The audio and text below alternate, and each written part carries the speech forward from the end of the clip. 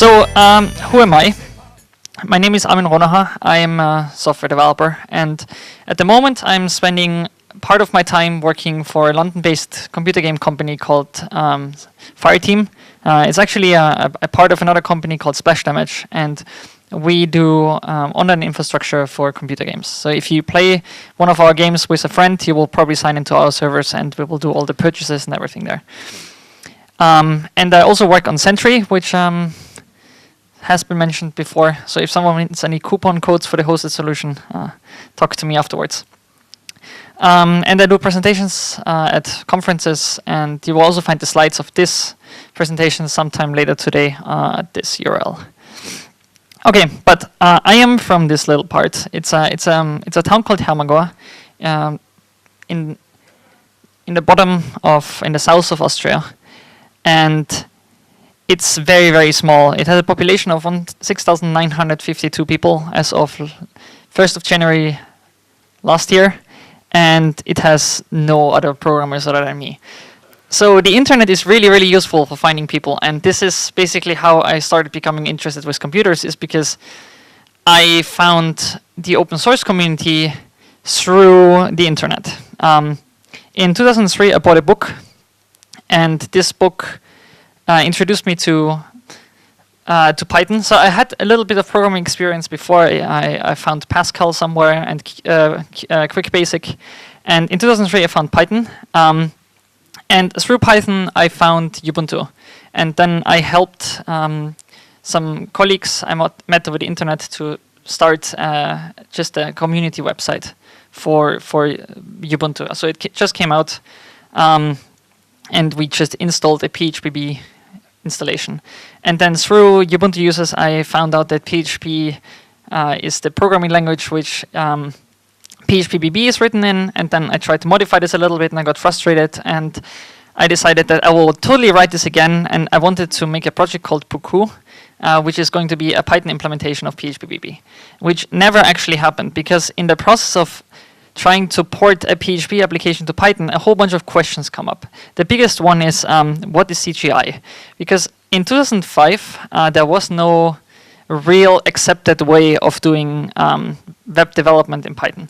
So this was a couple of months before Django came out. And Django back then, I don't know if you know, but there wasn't really a WSGI framework. It had its own binding to Mod Python. And Mod Python was very different than writing a CGI application. And if you wanted to have your Python application run on a very specific web hoster back then, so if you didn't run your own server, then you basically had to speak CGI. But then CGI in PHP is very simple, because you have a script, it runs, and then at the end it hits the bottom of it and it renders whatever it rendered went to the browser of your user. So that was a very simple concept, and if you wanted it faster, you installed fast CGI and it was faster. But in Python, that never really worked that way, because there was a conceptual difference between CGI and fast CGI. There was this whole thing with there is only one standard out, and if you start writing to it, how is this going to work with fast CGI? So Python was not a programming language for web development, and still not really is. It's a programming language which you can also use for web development.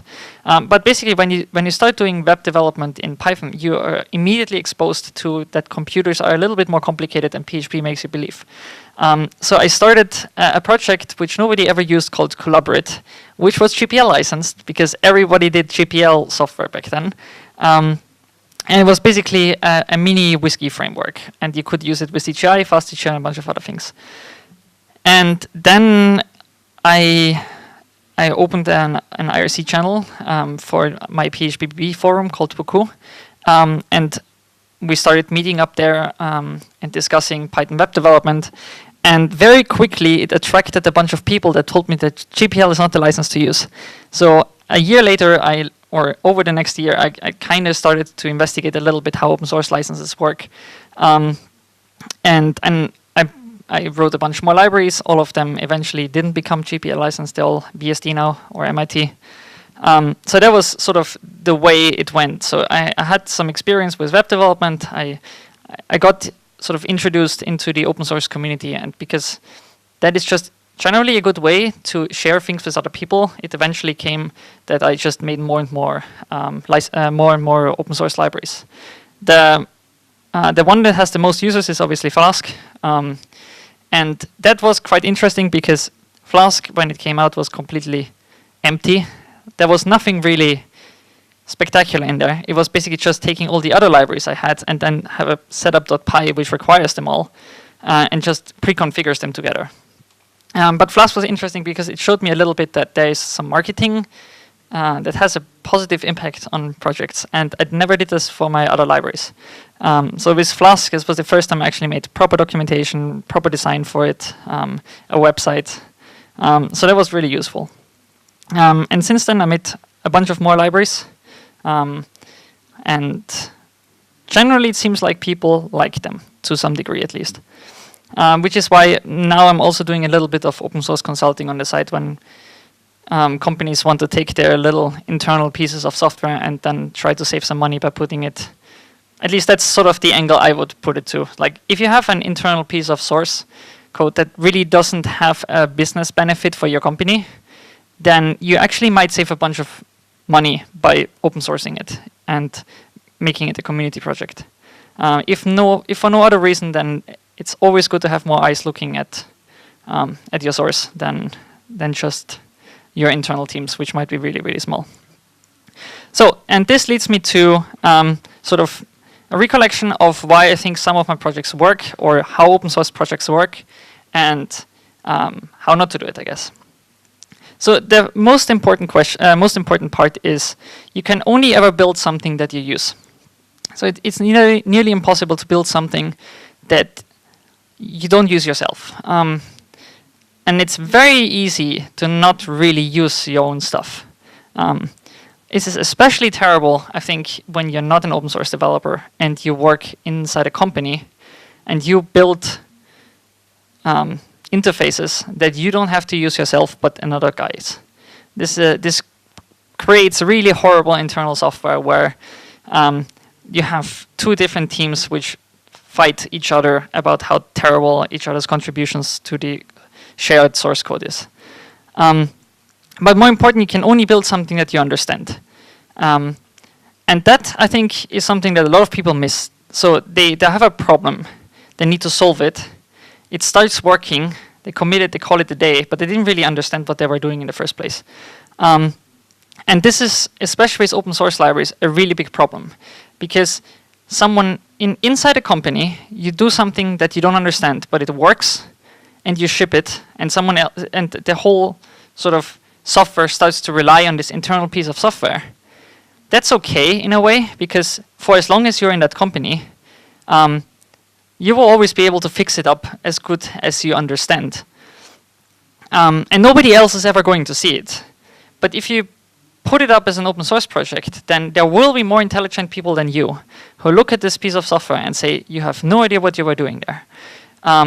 So for that reason, it's really important to understand sort of what the problem is you're trying to solve and then how to solve it. And I think for open source projects, you can really only build what you also love, so what you enjoy using. There's really no use in just putting something on GitHub and just letting it rot there. Because if nothing else, you're going to waste someone's time who is just going to look over GitHub to find the project. He finds your project, it looks like it solves his problem, and then 2.5 hours later he has to throw it away because it was just crap you put on GitHub and it didn't even have a license file. So it's really important that when you do an open source project, it has at least the bare minimum of love in there that someone else is going to appreciate it as well. And you have to be critical to yourself. If you see that the library you made is really not as good as someone else's library, maybe it's a good idea to at least try to fix it up or make a note there that maybe there is an alternative solution which is a little bit better.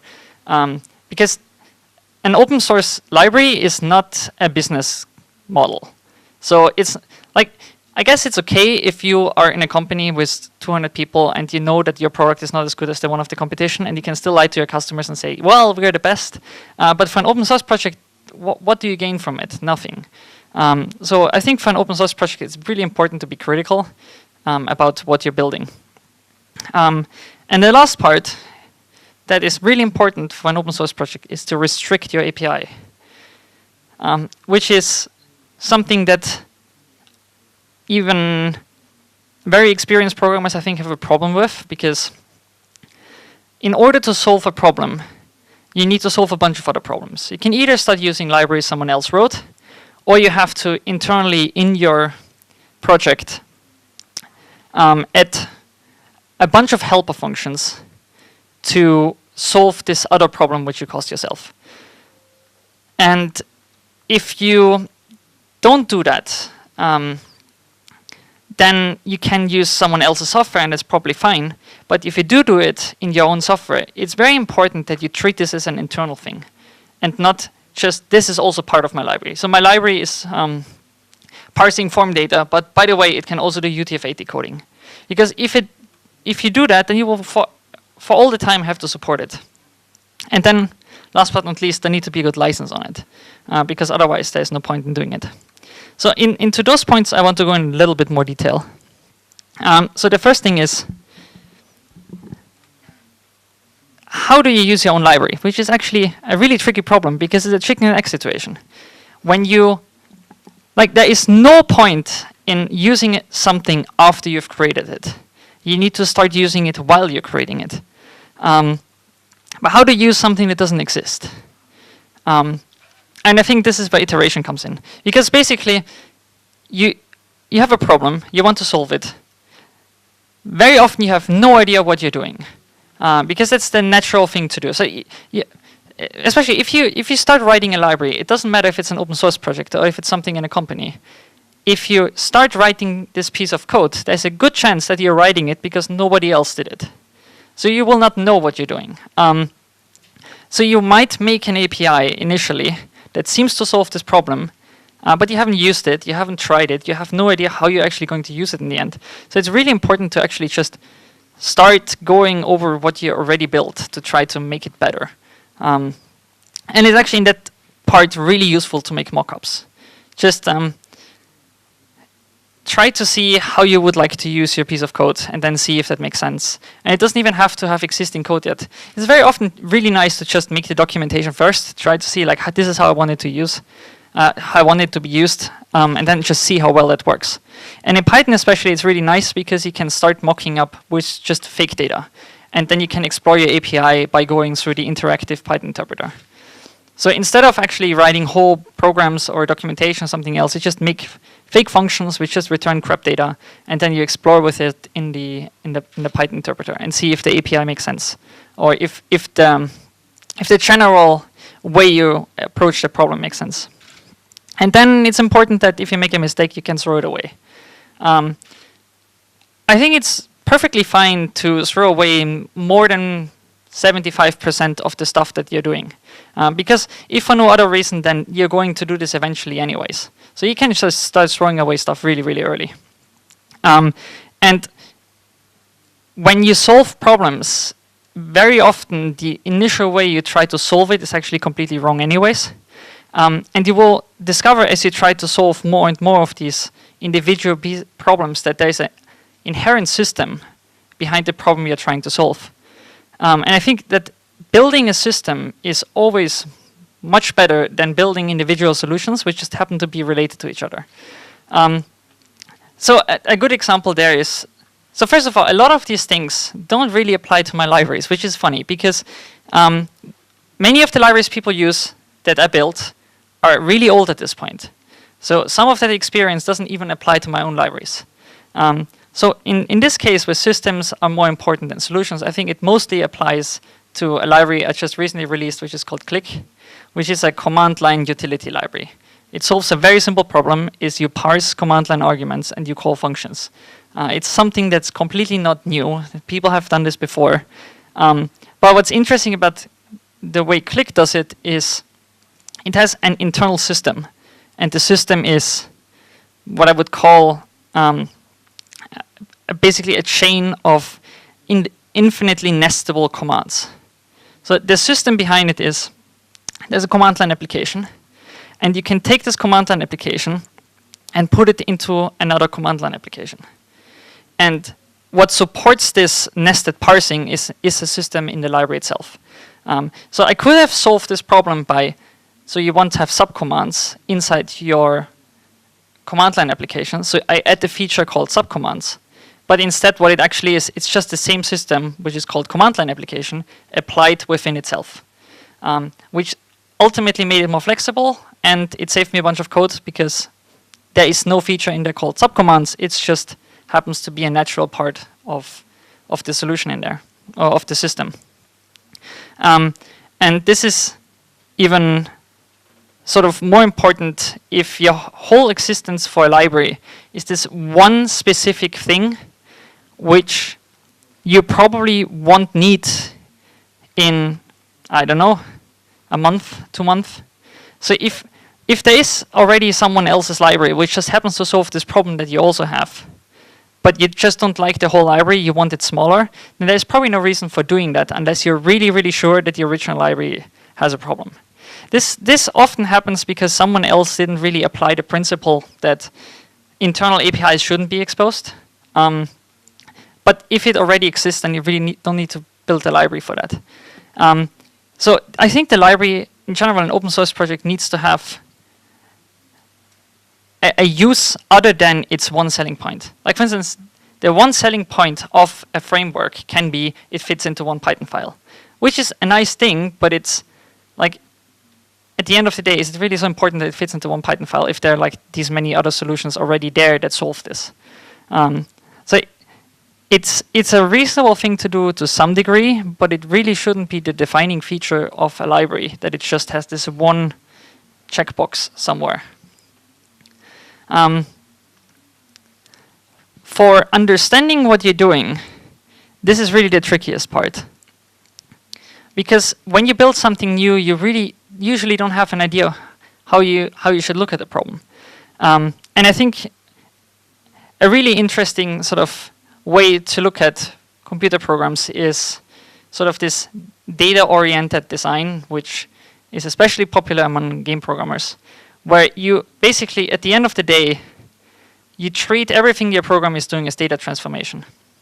And you start to think about how my data goes through, who is going to touch my data, what am I going to do with all of the things that are floating through my program.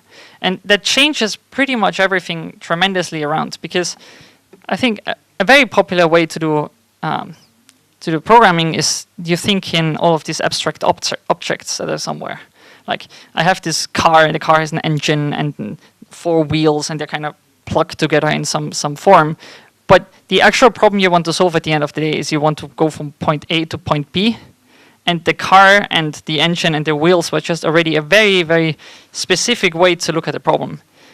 So going very far back and just going to the data flow and data transform part to think of a problem is quite enlightening. And this is especially really cool if you start doing this with network programming. So I don't know, does anyone here do distributed systems or something with networks? Just a show of hands. Not that many, but why not? It's fun. But the one thing that I find really interesting about doing software that connects over the internet or any network is that everything becomes really slow. It becomes so slow that you cannot think in atomic blocks anymore that are like self-contained solutions that you don't have to break into smaller parts, because they basically happen instantly. With a network, that's not the case, because if I need to talk to you, you might be like 500 milliseconds away from me, so everything takes some time. I need to remember this. And how we started doing at Fireteam, I think is a really fun way to solve these problems, is you basically start acting out your data flow. So every person in the team becomes a data package, and they just literally talk to each other and try to see if they can make a network protocol by talking to each other, which is really good, because all of a sudden these obvious problems that you have with concurrency become visible, because you're just really very slow when you do this. And also you can be malicious and say, what happens if I don't talk to you? Or what happens if I talk to that other guy instead? So it's very nice from a data flow point of view to just try to act out what you're doing. And it's fun at the same time. And then also it becomes very obvious that the context in which you're doing this is relevant.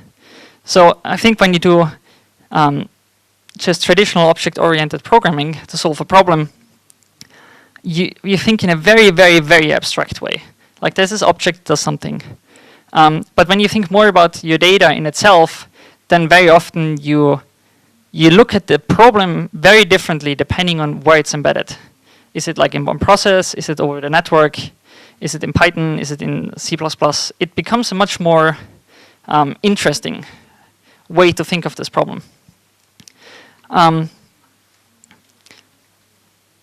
next part is loving what you build, which is, I think programmers should generally be much more involved into making their personal life more interesting. Not personal life, but like their work life more interesting by just really showing some enthusiasm for what they're doing. Because for me, it's interesting because as a person who does Python in a gaming company where the vast majority of programming is C++, I feel like I'm in a little island of happiness where it's much more enjoyable for me to do programming than for most people in a company. For instance, there are people that have to use a programming language that has been designed by someone who was at the time when he started writing it probably 18 years old, didn't know what he was doing, and this just was sold immediately. It became this massive enterprise, and now everybody was programming in this programming language written by someone who didn't know anything about programming, initially at least. And their enjoyment of writing program code in this very specific scripting language is very, very different from my enjoyment of writing Python. And I think in an open source project that would never have happened. Nobody would ever have used this programming language which these guys have to use, because it's not fun. But because it's sold and it costs $1 million to buy it or something, people have to use it. So I think it's really important to actually enjoy your work because you're producing much higher quality code. I had to work for the last 6 months on a project where we basically got the call that we have to fix, like you have basically what they told us, you have experience in matchmaking and network solutions. We have this problem of a multi-million-dollar title which doesn't work. Do you want to look at it? And the state in which this whole project was not enjoyable for us.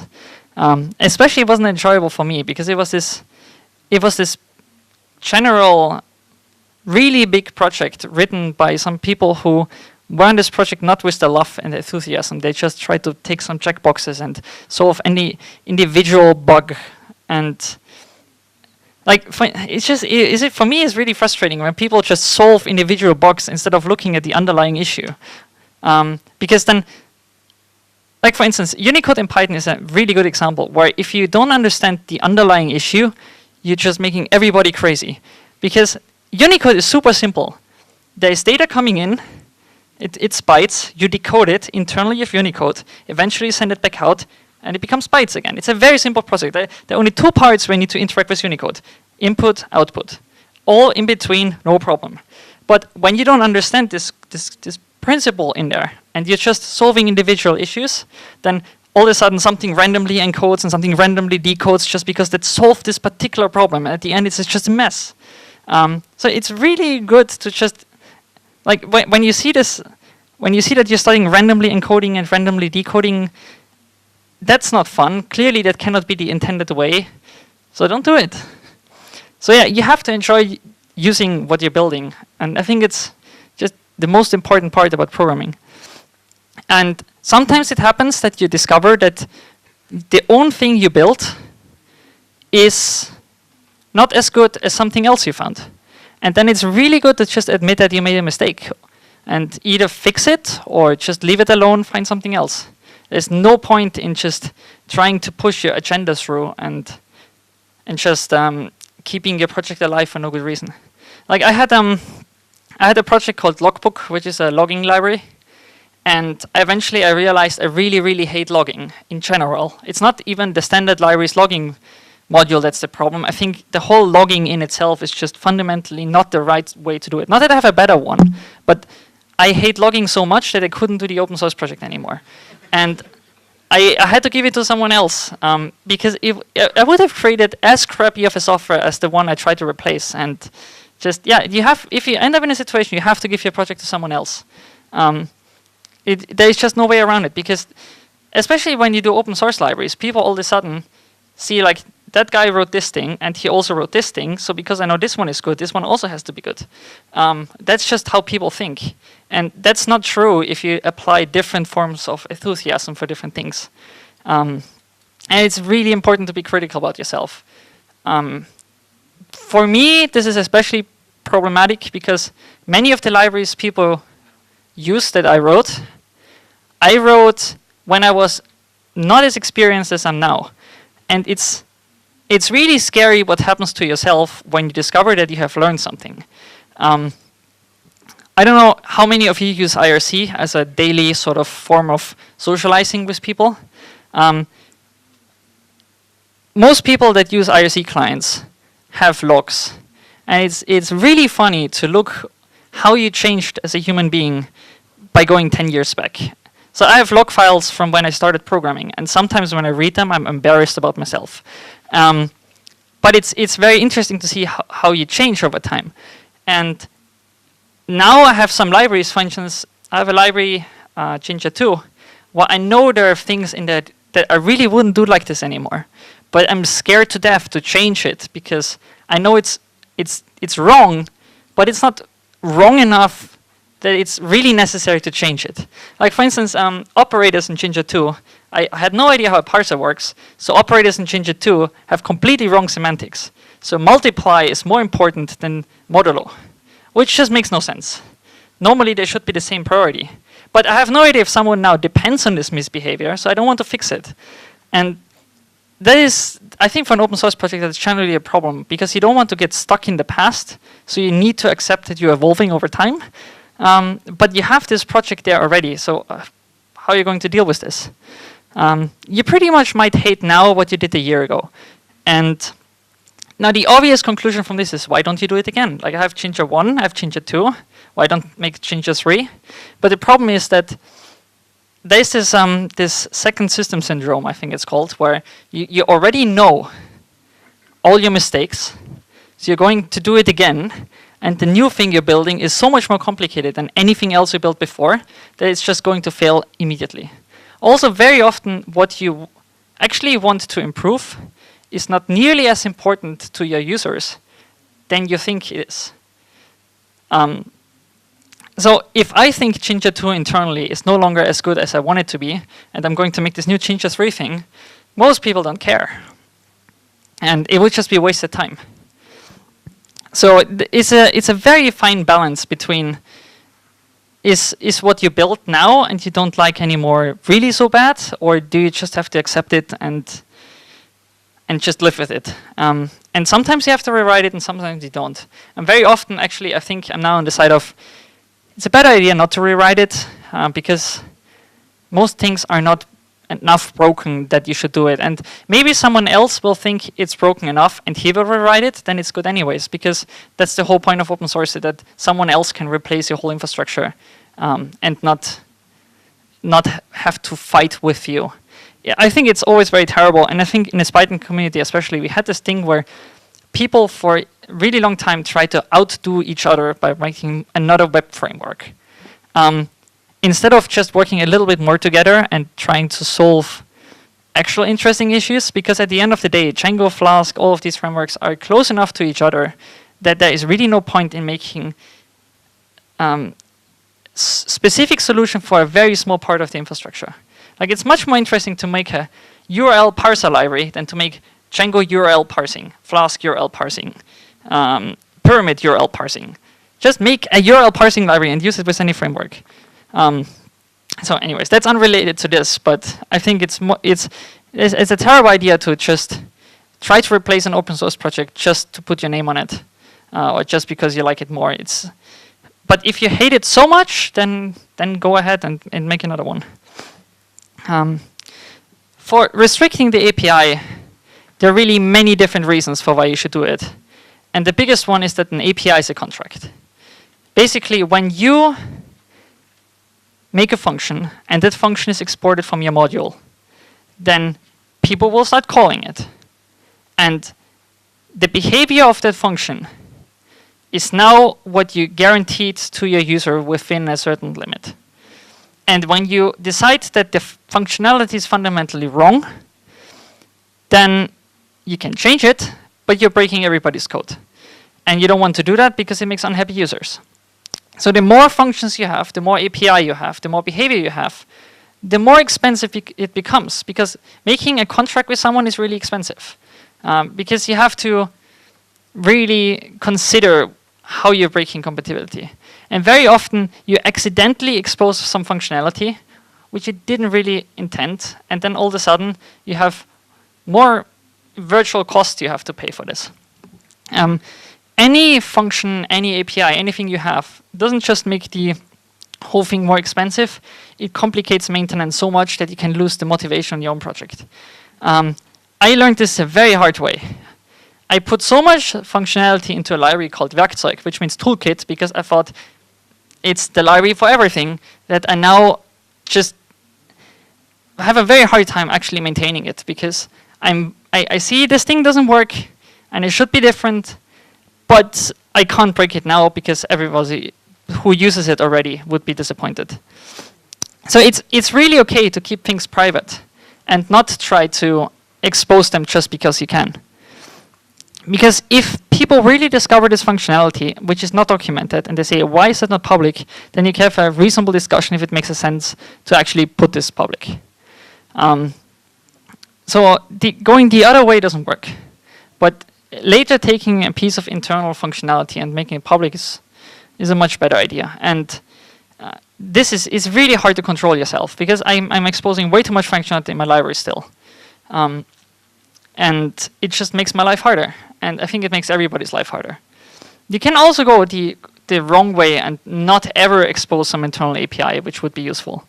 But I think it's rarer. And then, obviously, you have to license your software. And this is the part where people punch each other until they're bloody. But licensing is really important because of all the consequences it has. And I think most people don't spend enough time thinking about licenses. For instance, when I say that there's a consequence to choosing a license, I mean there is a consequence to choosing a license which you can never ever undo. Because licenses are forever. And they're so forever. Like if you take a software project from now, it's very hard to imagine people will use it in 100 years. But for instance, the Linux kernel will be around in 100 years. It's very, very unlikely that it will ever go away, because we have so much infrastructure built on this open source project, or in this case, free software project, that it will be there for a really long time. And if you think that your open source project will not live for 100 years, maybe one function it will. And if you have one function in it and it's under the wrong license, then people will just, when you're already dead, will hate you. So this license topic is really important. And I think, I'm not going to propose any licenses to you now, you can choose this yourself, but I think it's really important to think of all the consequences that choosing a license has. I see so many people on GitHub who put a really funky license on it, like if you use this thing, buy me a beer or something, which is interesting, but it doesn't really solve an issue. And every time I have to pick and choose between projects I use in my daily work, it becomes an absolute nightmare to see if all the licenses work together. And I think, especially for a small library, just pick one of the accepted licenses which don't really come with a lot of things, and just run with it. And there's this other thing, like if you want to GPL license the software, which is perfectly fine, you have to be aware that the license is only as good as you enforce it. So if you have never the intention of enforcing your GPL license, then you didn't do anything in the first place. And the GPL needs to be enforced. So if you do GPL, accept contributor license, what do we call this? Is contributor license agreement? Yeah, so you accept, make everyone who signs to your project subscribe a piece of paper which gives you their copyright, because otherwise you will be in a nightmarish situation of legal problems if it ever comes to it. So just, if you go with GPL or something like this, collect all the copyright, and then go to an organization like, I don't know, Software Conservancy, and let them deal with the copyright stuff. So, last part, promised, is API design goals. And that's just general recommendations I have for creating APIs which are more enjoyable for people to use. The first topic I'm repeating, I think, at every single conference, which is make your API stateless. Don't have this magic thing where you call a function and then suddenly every behavior changes. Or where you call one function and for the next 5 minutes every behavior changes. Or call one function and for a certain related thing which you really can't see, the behavior changes. Has anyone here done graphics programming? Like OpenGL, DirectX, something like this? Not too many. So for, I think, 15 years now, people have hated that you call GL begin, and then you call a bunch of other things, and then eventually have to call GL end. And whatever was happening on the current thread was happening between, you basically change the behavior of something. That was a good idea at the time, but when you have 15 cores running around and trying to do things at the same time, this stateful sort of development pattern is absolutely horrible, because you can't just sit in this one function and say, I want to schedule this drawing for these 4 CPUs. You can't do that because the API doesn't support it. And as of, I think, 2 months ago, we have Vulkan, which is a new drawing API, which is completely stateless. And it's just a general right way to do it. And there is no excuse anymore these days to write a stateful API, because you can always put a stateful API on top of a stateless API. You can't do it the other way around. And it's just a shitty excuse to make stateful APIs these days. So don't do it. And if you say like my API will be shitty if it's stateless, then layer it. Make a stateless API on the bottom, and then put the stateful thing on top of it, which makes it look nicer. And be consistent with your APIs. Don't have a function called do something with user object, which accepts the user object as this second parameter. Or don't have 2 functions which look the same but accept parameters in the other way around, or mix coding styles or something else.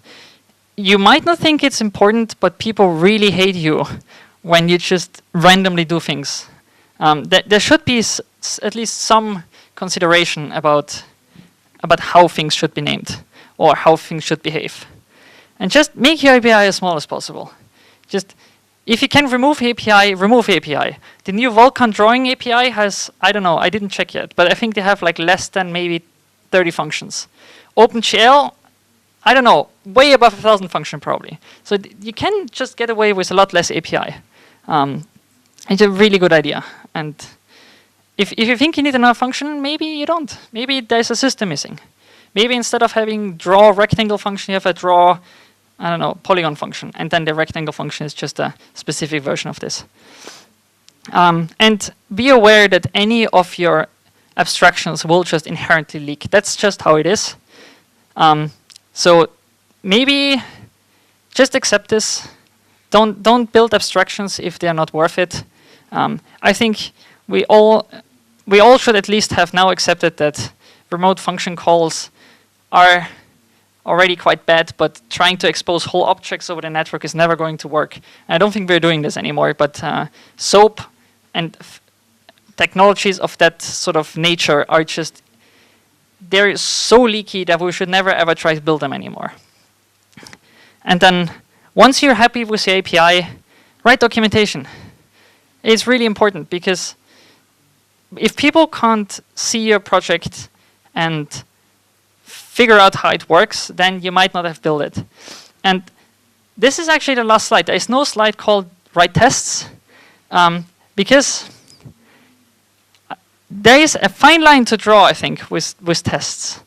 You should obviously test your project, but you shouldn't really go like all Nazi in this thing and say like there must be a test for every functionality, because there is if you make too much tests, and I think if you go into this whole idea of writing tests before you do anything else, then you go so much into this idea that your API is already perfect that you don't want to change it anymore. Because you now have not just changed your API, you also have to rewrite your tests. So make tests, but be flexible. Make them, do them not too early, and leave yourself the opportunity to actually fix up the API. And that's actually it. So if you have questions, just shoot my way.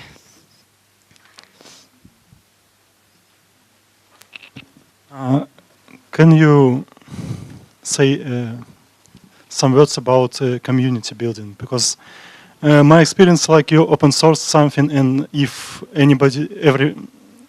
someone uses it, they find bugs, and then you need to fix them, and all the advancement of your library is still on you.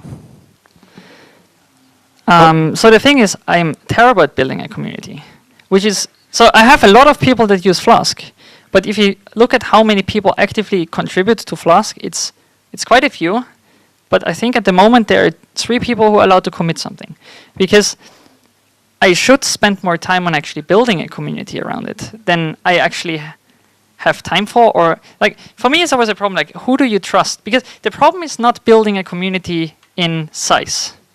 Like, that's easy.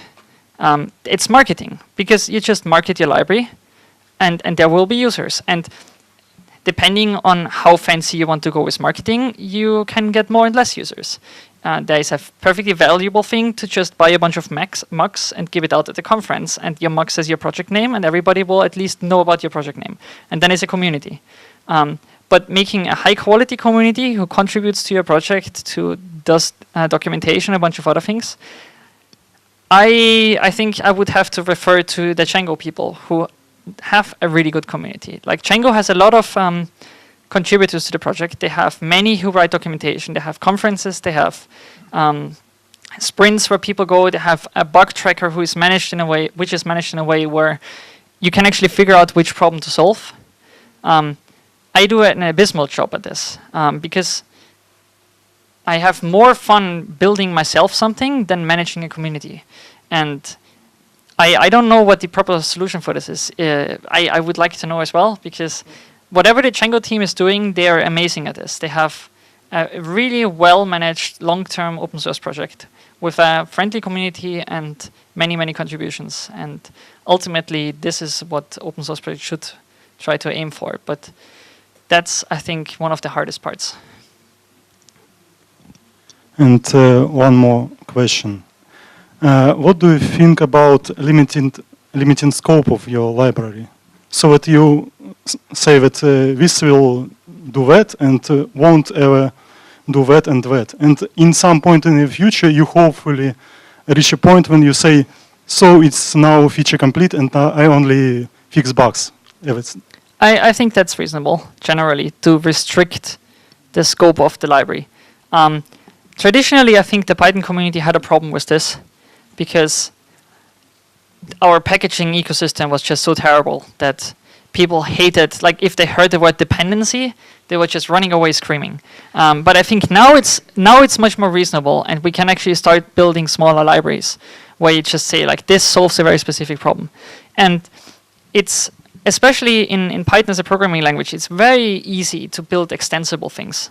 Just like, the easiest way to extend something is put a dictionary on it and let other things register more crap into it. And then you just iterate over all the things in your dictionary and just call a function on it. So it's very easy for a library now to be extensible in a way that your library just does operation X, and if someone's operation X in blue, they register the blue version of that somewhere with this thing in a separate library. There was a dinner discussion yesterday about dependency management in Python, which I think is very related to this, which is basically there's a good way to look at the Node community a little bit to see how they do dependencies. There are some Node libraries which are 5 lines of code and export 1 function, which is quite extreme, and probably shouldn't be what we should aim for. But the idea of having small libraries is really good.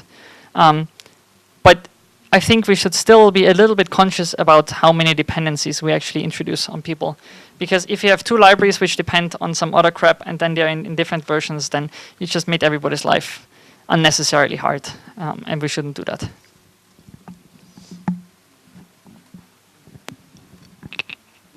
Well, I have just a small question. You told that you started your career in open source community, exactly, and then you became a consultant. You start consulting companies to use open source. Can you tell me just a little bit more? Do you consult them to share the internal tools to open source, and how you encourage stakeholders to give a part of their maybe business needs code to open source, and how they should filter it before share it. The easy solution is take your business model, which probably even an engineer in a company has usually an idea about, and then look at all the things which are completely irrelevant to making money. And then those you can take and try to open source. Like, you can't go to Microsoft and say, hey, you should totally make Windows open source. That will never happen. But you can go to Microsoft and say, hey, how much money are you making with your .NET environment? Hey, that looks like non-existing. In fact, you probably haven't even made any sense on selling like a .NET environment in years. Why do you not take .NET and make it open source? And like, I think this is basically how a bunch of people from the Mono community kind of went to Microsoft every once in a while and told them, hey, why is this still closed source? But it's not my job to go to a company and tell them, hey, you should open source this. In fact, it's usually engineers who want to have a part of the infrastructure open sourced because they're really proud of what they built. And then it's very different, because all of a sudden you have a team who has something they really like. They would like other people to see that. And then all of a sudden there's a reason to open source it, because A, you build something cool, it's marketing. Or you build something cool, like for instance, if you have a piece of internal infrastructure which only you know about, it will take you 3 months to get a new engineer on board to understand this thing.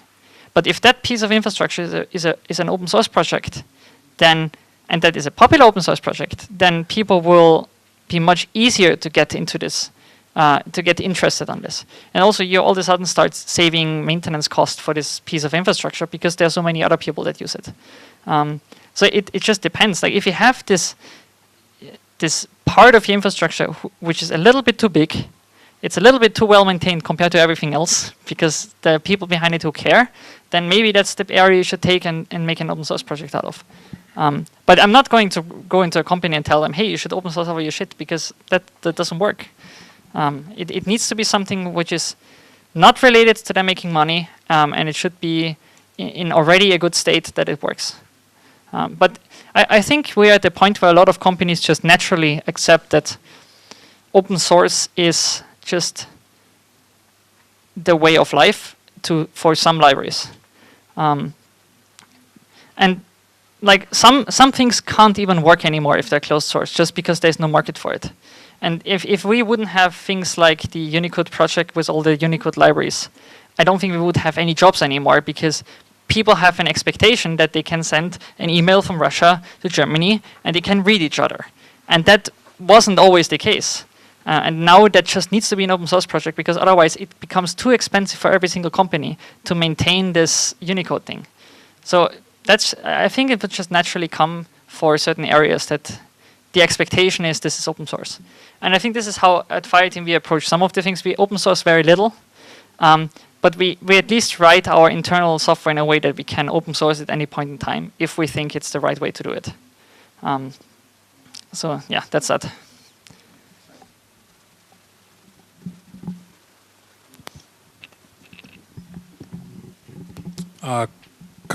Какую лицензию ты используешь для Jinja и Flask, и почему? What license type do you use for the Flask at Jinja, and why? Right now everything is BSD licensed, and that's the BSD version with the 3 clauses.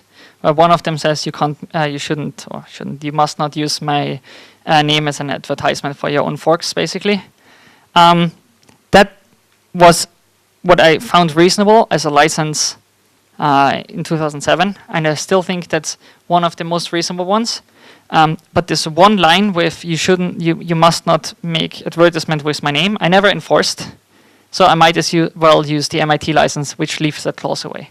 I ended up in a situation where I wanted to invoke the 3rd string of my license once, and it actually turned out to be impossible. There was a project, I don't know what it's called, where people just randomly collect bitcoins for commits on my projects. And I wanted them to stop, because there are a bunch of legal complications with this, which I didn't want anything to do with. And I was hoping that that clause in my license would actually prevent this, but apparently not, or at least I didn't want to get the lawyer to try, like it's sense. It's like I don't even want to deal with this. So basically I don't enforce my license to that degree. I don't want to get the lawyer. It's fun for me. It's not like license enforcement. So I will probably with newer projects try to even go MIT, which leaves the last clause away. And the first two I don't even have to go to court for. There are so many legal precedents which are, you can't remove the copyright and you need to put the stuff in the documentation. That's easy enough.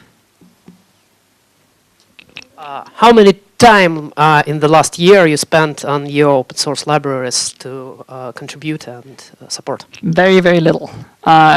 Because I looked at the contribution graph of myself in front of before the conference over the last year, and it was very small. And there were a bunch of reasons for that. The biggest one was that I stopped using. So basically, I stopped using my own libraries in the latest version. So the internal projects we have, they have older versions of my libraries because they work, and we didn't have the reason to upgrade. So my attachment to the latest stuff is a lot less than the version I actually have to use. So I got a little bit sort of disconnected from my own libraries that way. The problem is people want stuff in my libraries now which I don't care about. So there's less motivation for me to look into these things. So I spent more time last year making this Click library, which I actually use, than actually making a Flask release, which I still have to do. And it's on my list of things to do, but it's very hard to balance this properly. So I want to spend more time on this again. Just that they work good enough that I don't want to break them. So they're at the point where there are small things that need to be fixed, and some people would say there are huge things that need to be fixed if I go by the bug tracker. But yeah, it's just a question of motivation and time. Thank you. What I noticed from your talk today is that starting the open source project is quite close to the start to make the startup. It has a lot of similar rules to succeed. So thank you. Any questions? Yeah. Thank you very much.